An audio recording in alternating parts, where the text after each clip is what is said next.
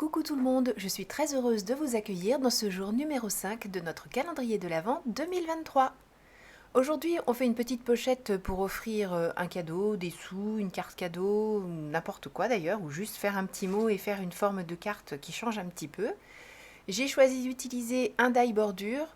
Je vais prendre la largeur de papier qui correspond à la largeur de coupe de mon die. J'ai choisi ce die parce que je trouvais que ça faisait un joli devant d'enveloppe, sachant que de toute façon je vais en cacher une partie avec le petit personnage. On peut tout à fait aussi faire une découpe à la main. On peut, si on n'est pas à l'aise à la main, prendre une assiette par exemple pour juste reporter l'arrondi. Enfin, bref, on prend ce qu'on a sous la main, ce qui nous fait plaisir. Moi j'ai pris ce die parce que j'aime beaucoup cet ensemble. Il y a longtemps que je l'ai, je crois que c'était un die, alors je sais plus si c'est MFT ou Rayer, mais je crois que c'est Rayer de mémoire. Mais il est très vieux, comme la plupart des choses que j'ai, comme moi d'ailleurs. Et je trouve que je l'utilise pas assez souvent non plus. Je reviens souvent aux mêmes choses en fait, et on prend des habitudes. Et une fois de plus, comme c'est bien rangé, on le sort pas assez. Donc là, ce que j'ai fait avant cette période des calendriers de l'Avent, c'est que j'ai regardé toutes mes affaires et j'ai sorti plein de choses que je trouvais ne pas suffisamment utilisées pour justement y venir cette année. Et je me dis que je vais faire ça maintenant régulièrement, même hors période de fête de Noël. Sortir des choses et me dire, allez, ça tu l'as pas suffisamment utilisé, vas-y, fais-toi plaisir, ça t'a fait plaisir quand tu l'as acheté, serre-t'en maintenant. Bon, pendant que je bavardais, j'ai continué à travailler. Donc vous avez vu, j'ai pris la largeur de mon die, j'ai coupé mon papier à cette largeur. Ensuite, j'ai fait ma découpe pour avoir ce début d'enveloppe. Et maintenant, avec ma table de tracé, de pliage, je vais voir à peu près, alors je fais au pif, hein, j'ai fait la hauteur de rabat qui me semblait être pas mal. Et maintenant, je vais voir en fonction de la place qu'il me reste sur le papier, comment est-ce que je vais plier, est-ce que je garde tout. Je ne pense pas tout garder. J'ai choisi moi de faire en fait un triptyque, mais on peut tout à fait imaginer qu'on colle le dernier volet pour faire en sorte d'avoir une petite pochette à l'intérieur. Donc là, pour savoir à quelle hauteur je vais couper mon papier, je regarde mon pli, je regarde le rabat dont j'ai besoin, enfin que j'ai envie d'avoir, pour que ce soit joli aussi une fois que l'on replie le volet sur lequel il y aura le petit personnage, ce qui va fermer l'enveloppe en fait. Et de cette manière, je détermine la hauteur de ce que j'ai.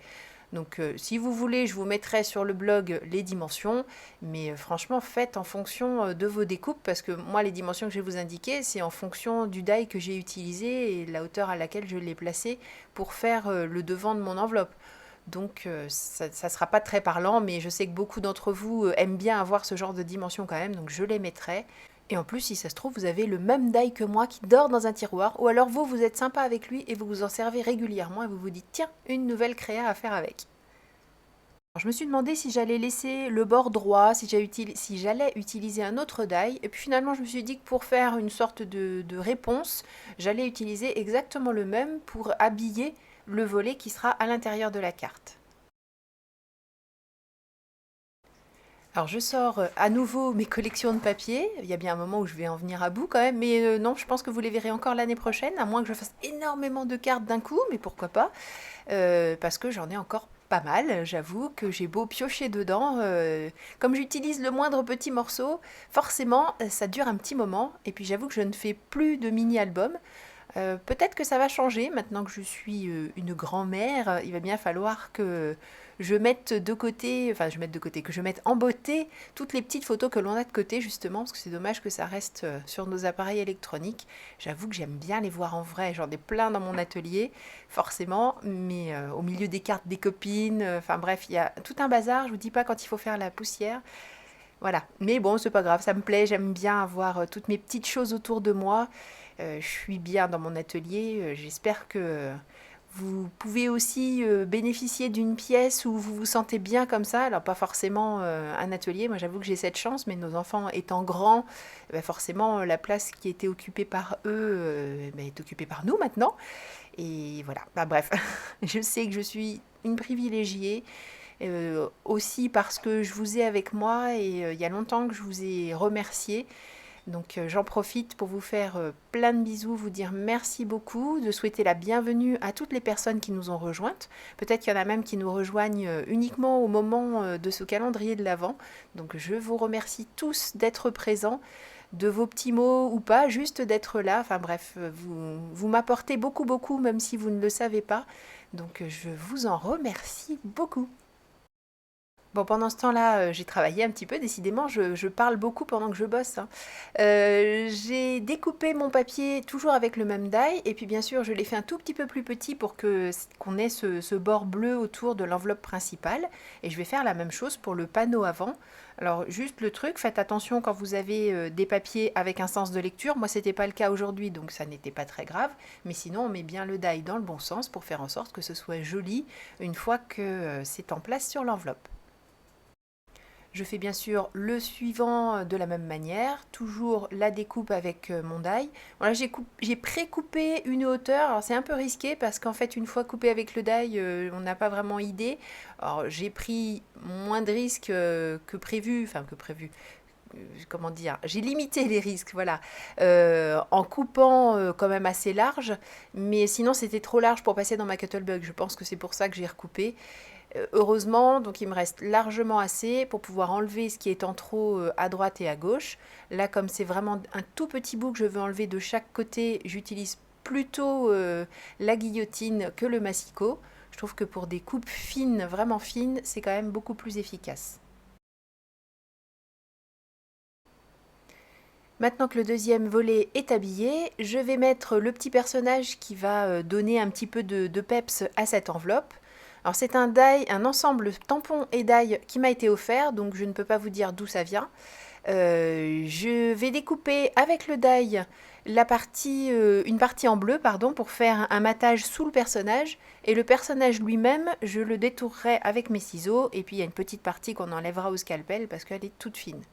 Mais le die, là, je ne vais pas m'en servir pour détourer le tampon parce que j'avais vraiment envie que ce soit bleu autour de lui pour faire un rappel avec le matage bleu que l'on a avec le papier, l'enveloppe, hein, vous avez saisi.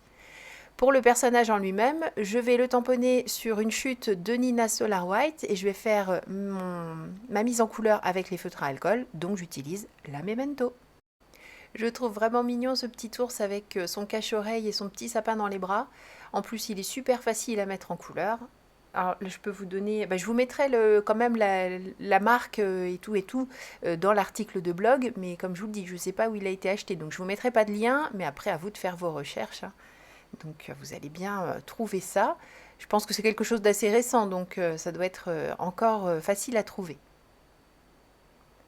Comme très souvent, je fais donc une mise en couleur super simple, le coloris principal, un coloris j'allais dire identique, non pas identique, proche, voilà, pour faire l'ombre, et ensuite je fonds les transitions pour que ce soit joli.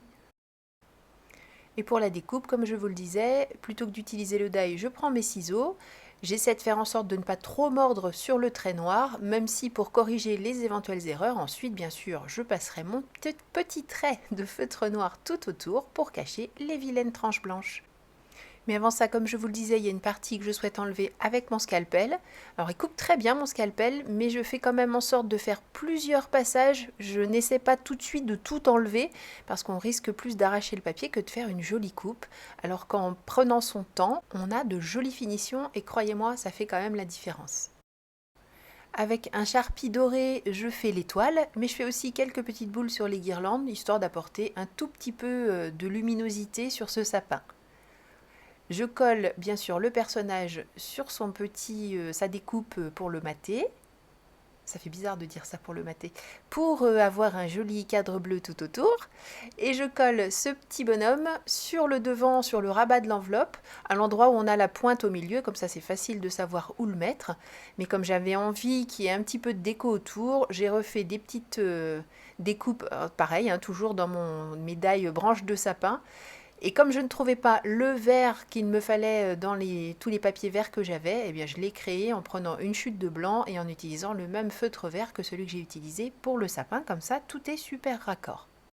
Et j'ai calmé un peu le jeu au niveau de la vitesse de la vidéo, parce que je m'aperçois qu'à la fin de mes vidéos, je fais comme si j'avais un train à prendre, et hop, je vous dis ça y est, c'est bon, la carte est terminée, au revoir, à demain. Alors on se calme un peu, on prend du temps. Je finis ma petite carte en mettant les brins de sapin tranquillement autour de lui. Je vais le coller, donc comme je le disais, sur le milieu du devant de mon rabat. Et puis de toute façon, Alors je le trouvais très mignon, mais je trouvais qu'il manquait encore quelque chose. Et comme vous savez à quel point j'aime médaille alphabet, je n'ai pas résisté au fait d'écrire un petit quelque chose sur le bas de l'enveloppe. Alors je ne suis pas allée chercher très loin, j'ai écrit le mot Noël. Comme pour tout à l'heure, comme je n'avais pas exactement le papier assorti et que je voulais que ça ressorte sur le devant de mon enveloppe, mais sans non plus que ça prenne toute la place, on voit d'abord le personnage et ensuite on s'aperçoit que le mot Noël est écrit et c'est exactement ce que je voulais. Donc je l'ai fait en utilisant les feutres à alcool et en prenant une couleur qui s'approche des bleus qui sont sur le papier que j'ai utilisé. Je m'aperçois que cette année, je vous fais des vidéos à rallonge quand même, hein, parce que là, on peut pas dire que non plus la technicité soit d'un niveau, enfin bref, et ça n'en finit plus, hein. J'espère que vous vous lassez pas trop, parce qu'on n'est que le jour 5, il faut tenir encore un petit peu, enfin s'il vous plaît, si vous voulez bien rester avec moi. Voilà, je sais pas, j'avais envie de vous parler beaucoup cette année sûrement. J'ai envie qu'elle reste fermée, cette petite enveloppe. Donc je vais ajouter un tout petit morceau de velcro. Voilà, je vais y arriver. Un velcro, c'est une marque, je crois. Hein, c'est le velours crochet. Bref, vous avez compris. Donc je mets un premier morceau derrière le personnage.